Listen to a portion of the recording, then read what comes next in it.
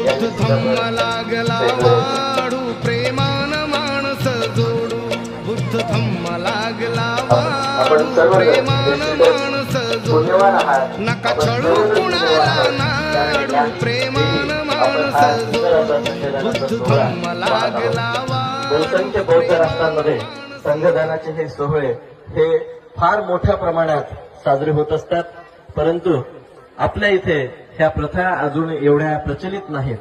त्याचं कारण एवढंच आहे की आपलं अज्ञान.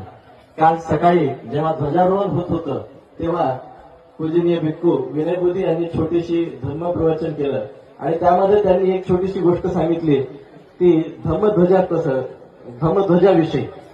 धम्मध्वज हा 5 रंगांचा असतो आणि आपण बहुधा पंचरंगी ध्वजाचा अशी काहीतरी घोषणा देत असतो. ती कशी चूक आहे आणि